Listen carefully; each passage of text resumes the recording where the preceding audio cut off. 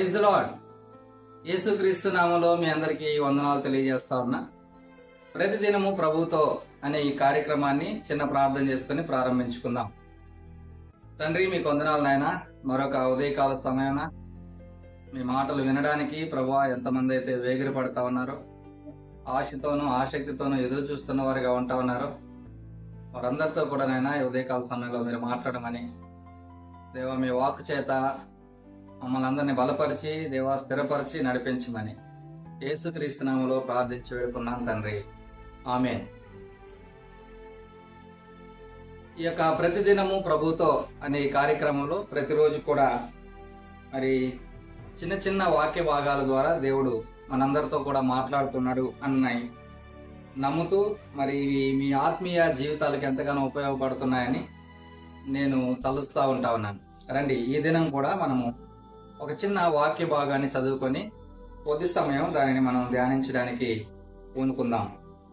ఫిలిప్పీలకు రాసిన పత్రిక 2వ అధ్యాయం 5వ వచనం నుంచి 8వ వచనం వరకు మనము చదువుకుందాం. క్రీస్తు యేసునకు కలిగిన ఈ మనస్సును మీరును కలిగి ఉండుడి.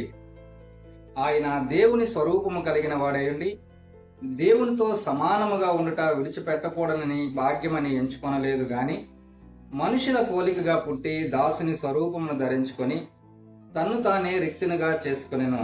మరియు ఆయన ఆకారమందు మనుషుడిగా కనబడి మరణము పొందినంతగా, అనగా శిలువ మరణము పొందినంతగా విధేయత చూపిన వాడై తన్ను తాను తగ్గించుకొనెను. సో ఈ యొక్క వాక్య భాగములో దేవాతి దేవుడు యేసు క్రీస్తు ప్రభువుగా మరి ఏ విధంగా తన యొక్క అధికారమునంతటిని, తన యొక్క గొప్ప భాగ్యమంతటిని కూడా విడిచిపెట్టుకొని ఈ లోకములోకి మరి ఎంతగా తనను తాను తగ్గించుకొని దాసునిగాను రిక్తునిగాను ఎలా వచ్చాడో, అంతేకాదు అక్కడ రాయబడుతున్నమాట శిలువ మరణము పొందినంతగా విధేయత చూపినవాడు అని రాయబడతా ఉంది. సో ఎంతగా తనను తాను తగ్గించుకున్నాడో అన్న విషయాన్ని మనము గమనించవలసిన వారంగా ఉంటా ఉన్నాం. సో ఫస్ట్ లో మనం చదువుకున్న మాట, క్రీస్తు యేసునకు కలిగిన ఈ మనస్సును మీరును కలిగి ఉండుడి. ఈ ఉదయకాల సమయంలో ఈ మాటలు వింటున్న ఓ క్రైస్తవ సహోదరుడా, సహోదరి, క్రీస్తు యేసునకు కలిగిన ఈ మనస్సు మనము కలిగి ఉండవలసిన వారంగా ఉంటా ఉన్నాం. ఎందుకు అని మనం ఆలోచన చేస్తే, మనము కూడా క్రైస్తవులముగా పిలువబడతా ఉంటా ఉన్నాం కాబట్టి. ఆనాడు అంతియోక్యలో శిష్యులను క్రైస్తవులు అని పిలవడం జరిగింది అన్నది మనము విన్నాము, తెలుసుకున్నాం కదా. ఎందుకని వారిని క్రైస్తవులని పిలవగలిగారు అంటే, క్రీస్తును అనుసరించి నడుచుకుంటున్న వారిగా వాళ్ళు ఉన్నారు కాబట్టి అలా పిలువబడ్డారు. ఈనాడు నీవు నేను కూడా క్రైస్తవులుగా పిలువబడతా ఉంటున్నాం, విశ్వాసులముగా పిలువబడుతున్న వారంగా ఉంటా ఉన్నాం. కాబట్టి నీవు నేను కూడా, అంటే మనమందరం కూడా క్రీస్తును అనుసరించి నడుచుకోవాల్సిన వారంగా ఉంటా ఉన్నాము. సో మొట్టమొదట మనం చదువుకున్న వాక్య భాగం ఏంటంటే, క్రీస్తు యేసునకు కలిగిన ఈ మనస్సును మీరును కలిగి ఉండుడి. సో ఆయనను అనుసరించి నడుచుకుంటున్న మనము, ఆయన ఎలాంటి మనస్సును కలిగిన వాడిగా ఉంటున్నాడో అలాంటి మనస్సు కలిగిన వారంగా మనం ఉండాలి. సో ఈ యొక్క ఉదయకాల సమయంలో క్రీస్తు మనసు ఎలాంటిది అన్న విషయాన్ని మనం చూడబోతా ఉంటా ఉన్నాం.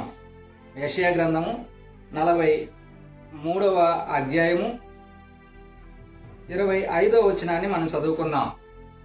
ఇక్కడ దేవాది దేవుడు చెబుతా ఉంటున్నాడు, నేనే నా చిత్తానుసారముగా నీ అతిక్రమములను తుడిచివేయుచున్నాను, నేను నీ పాపములను జ్ఞాపకము చేసుకొనను.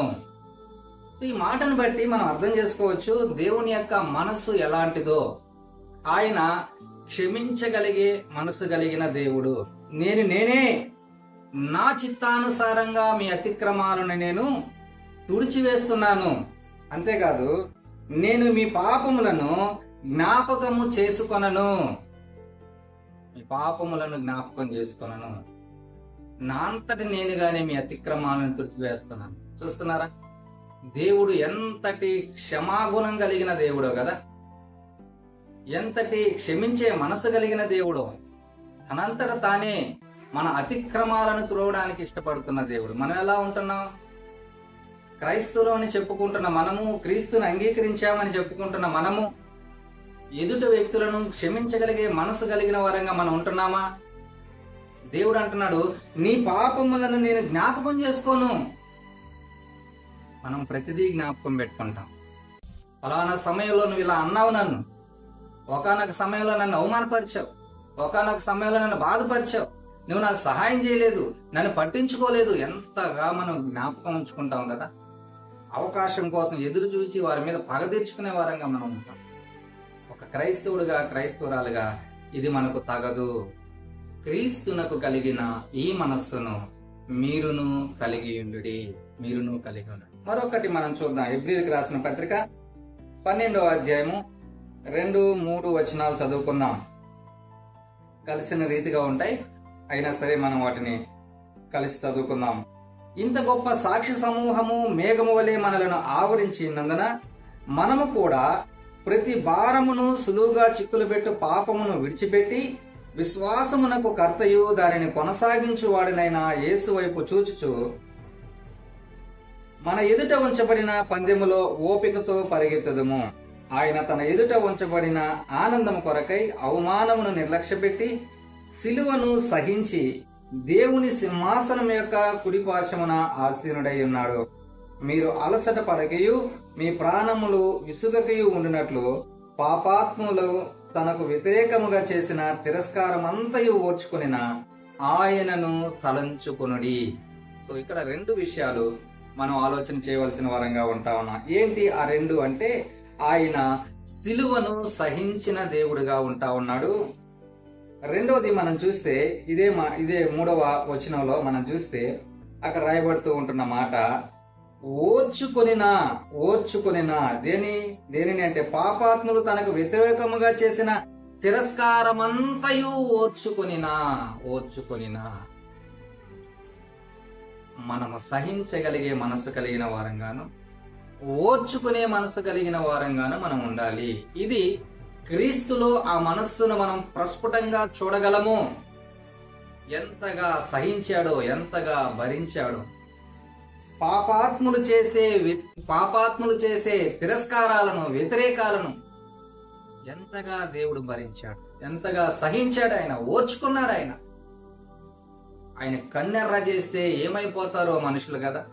కానీ తనను కొట్టిన వారిని, తిట్టిన వారిని, పిడుగుద్దులు గుద్దిన వారిని, ఎగతాళి చేసిన వారిని, అపహసించిన వారిని, కేకలిచ్చి ముఖాన ఉమ్ము వేసిన వారిని అందరిని బట్టి ఆయన సహించాడు, ఓర్చుకున్నాడు. ఎవ్వరి మీద కూడా తన యొక్క శక్తిని, బలాన్ని ప్రదర్శించకుండా ఆయన సహించాడు. సిలువను సహించి పాపాత్ముల యొక్క వ్యతిరేకతలన్నింటినీ కూడా ఓర్చుకున్నవాడిగా ఉంటా ఉన్నాడు.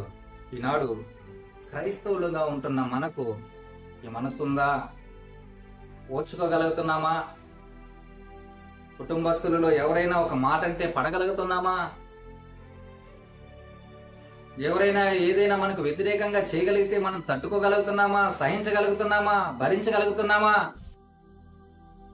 ఎంతగా కోపం వస్తుందో, ఎంతగా వారి మీద రగిలిపోతామో, ఎంతగా వారి మీద పగ పెంచుకుంటామో కదా. అయితే ఇది క్రీస్తు మనసా అని ఆలోచన చేస్తే అది ఎంత మాత్రము కూడా క్రీస్తు మనసు కాదు. తండ్రి, వీరేమి చేయుచున్నారో వీరు ఎరుగరు గనక వీరిని క్షమించు అని పలకగలిగిన మనస్సు క్రీస్తు మనసు. కాబట్టి ఉదయకాల సమయంలో క్రైస్తవులు అని చెప్పుకుంటున్న ప్రియమైన వారులారా, క్రీస్తు యేసునకు కలిగిన ఈ మనస్సు మనలో ఉందో లేదో ఒకసారి మనము పరీక్షించుకుందాం. ఎదుటి వారిని మనం క్షమించగలిగేలాగా ఉండాలి. ఎదుటి వారు మనకి ఏం చేసినా దానిని సహించగలిగేటట్లుగా, భరించగలిగేటట్లుగా, ఓర్చుకోగలిగేటట్లుగా, వారిని తిరిగి ప్రేమించేటట్లుగా మనం మనస్సు కలిగిన వారంగా ఉండాలి. కాబట్టి ఈ మనస్సు ఉందో లేదో ఒకసారి మనం పరీక్షించుకొని, ఒకవేళ లేకపోతే ప్రభువా నీ మనస్సు నాకు అనుగ్రహించిన ఆయన, పేరుకి నేను క్రైస్తవునని చెప్పుకుంటున్నాను, కానీ నీ మనస్సు నాకు లేదయ్యా, నీ మనస్సు నాకు కలిగిజేయి. నేను అనేక మందిని ప్రేమించగలిగేటట్లుగా, అనేక మంది శత్రువులను, అనేక మంది నాకు వ్యతిరేకస్తులను నిన్ను సహించి భరించి ఓర్చుకుని ప్రేమించగలిగేటట్లుగా క్షమించగలిగేటట్లుగా నీ మనసు నాకు దయచే ప్రభు అని దేవుని అడుగుదాం. దేవుడు సహాయం చేస్తాడు. తలలో ఉంచుదాం, ప్రార్థన చేసుకుందాం. పరిశుద్ధుడా, మీకు వందనాలు. మీకు కలిగిన మనస్సును మేము కలిగి ఉండడానికి కృప చూపించండి అయ్యా. ఎంత గొప్ప దేవుడు నాయన, ఎంత మంచి మనసు కలిగిన దేవుడు ప్రభువా. మమ్మల్ని క్షమించే దేవుడివి, మా అవిధేయత మా అతిక్రమాలన్నింటినీ తుడిచివేసే దేవుడివి. మీకు వ్యతిరేకంగా మేము ఎన్ని చేసినా కూడా మీరు దేవనైనా ఓర్చుకున్న దేవుడివి, ఓర్చుకున్న దేవుడు ప్రభువా. ఆ మనస్సును మాకు దయచేయి. ఉదయకాల సమయంలో ఎవరైతే ప్రార్థన చేస్తున్నారో, క్రీస్తు మనస్సును నాకు దయచేయని అడుగుతున్నారో ప్రభువా, అలాంటి వారందరికీ కూడా మారు మనస్సు దయచేయి, క్రీస్తు మనస్సు దయచేసి నడిపించమని మీ దయగలిగిన హస్తాలకు అప్పచెప్పుకుంటూ యేసుక్రీస్తు నామములో ప్రార్థించి వేడుకున్నాను తండ్రి. ఆమేన్. God bless you.